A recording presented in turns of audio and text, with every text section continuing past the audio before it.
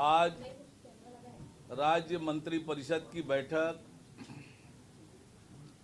मुख्यमंत्री विष्णुदेव साय जी की अध्यक्षता में संपन्न हुई है। कई महत्वपूर्ण निर्णय आज की बैठक में लिए गए हैं। जो महत्वपूर्ण निर्णय लिए गए उनमें अनुसूचित जनजाति और अनुसूचित जाति के 5 विभिन्न उपजातियों को तकनीकी कारणों से उस वर्ग के मिलने वाली सुविधाओं से जो वंचित थे, उनके हित में एक बड़ा निर्णय लेते हुए डिहारी कोरवा, बघेल छत्री, संसारी उराव तथा पविया समाज के विद्यार्थियों को अनुसूचित जनजाति के समतुल्य तथा डोमरा जाति के विद्यार्थियों को अनुसूचित जाति के समतुल्य राजमद से राज्य छात्रवृत्ति तथा शिष्यवृत्ति प्रदान किए जाने एवं छात्रावास आश्रमों में स्वीकृत सीट के अधीन प्रवेश दिए जाने की सुविधा प्रदान करने का ये बहुत महत्वपूर्ण निर्णय आज की बैठक में लिया गया। आज की मंत्रिपरिषद में अक्षय ऊर्जा को बढ़ावा देने के लिए और बिजली उपभोक्ताओं को आर्थिक लाभ पहुंचाने के लिए प्रधानमंत्री सूर्यघर मुफ्त बिजली योजना के अंतर्गत घर की छतों में सोलर रूफटॉप संयंत्र की स्थापना में राज्य शासन द्वारा उपभोक्ताओं को वित्तीय सहायता प्रदान किए जाने का एक महत्वाकांक्षी और महत्वपूर्ण निर्णय लिया गया है। Chhattisgarh state power distribution company limited के माध्यम से पीएम सूर्यघर मुफ्त बिजली योजना के तहत घरेलू उपभोक्ताओं के घरों पर सोलर रूफटॉप संयंत्र लगाने पर केंद्रीय वित्तीय सहायता के साथ साथ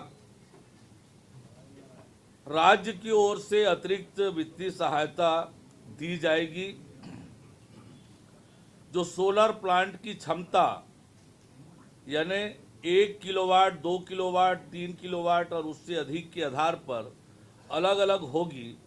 उदाहरण के लिए 1 किलोवाट प्लांट के लिए कुल 45,000 रुपये की सहायता, जिसमें 30,000 केंद्रीय और 15,000 राज्य की ओर से सहायता दी जाएगी।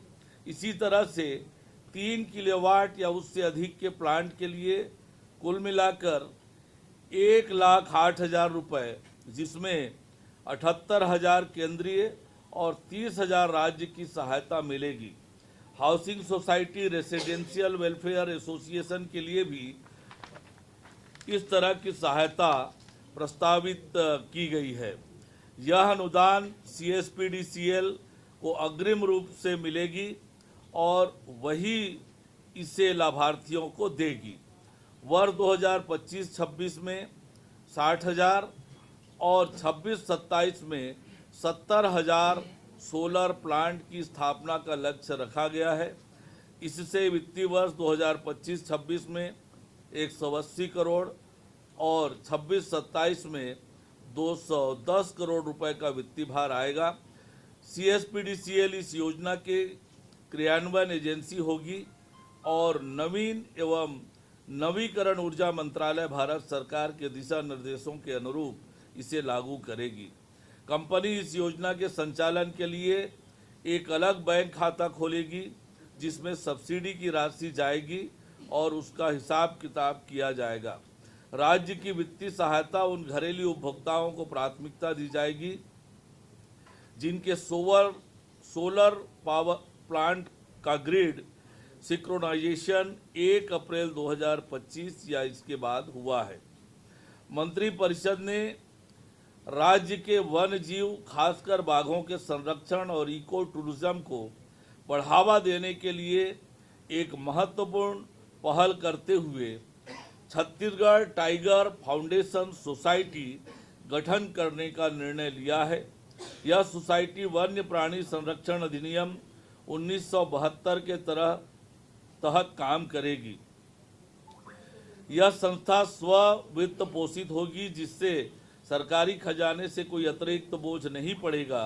यह सहयोग देने वाले व्यक्तियों और संस्थाओं से फंड जुटाएगी। यह सोसाइटी बाघों और अन्य वन्य जीवों के संरक्षण से जुड़ी गतिविधियों में सीधे शामिल होगी। यह स्थानीय समुदाय की भागीदारी से इको टूरिज्म को बढ़ावा देगी, जिससे न केवल पर्यटन बढ़ेगा वरन स्थानीय लोगों को रोजगार उपलब्ध कराएगी, जिससे आय के अवसर भी पैदा होंगे। यह पर्यावरणीय शिक्षा, अनुसंधान, प्रशिक्षण को प्रोत्साहित करेगी, जिससे भविष्य में संरक्षणवादी तैयार होंगे। इस पहल से संरक्षण के लिए बाहरी धन, विशेषज्ञता और संसाधन मिलेंगे, जिससे स्थानीय समुदायों को रोजगार के नए अवसर मिलेंगे और राज्य का पर्यावरणीय संतुलन बना रहेगा। यह छत्तीसगढ़ में वन्य जीव संरक्षण के क्षेत्र में एक मील का पत्थर साबित होगा, जो जैव विविधता की रक्षा के साथ साथ इको टूरिज्म को मजबूत करेगा। मंत्रिपरिषद द्वारा अशासकीय अनुदान प्राप्त शिक्षण संस्था रामकृष्ण मिशन आश्रम नारायणपुर की सहयोगी संस्था विवेकानंद इंस्टीट्यूट ऑफ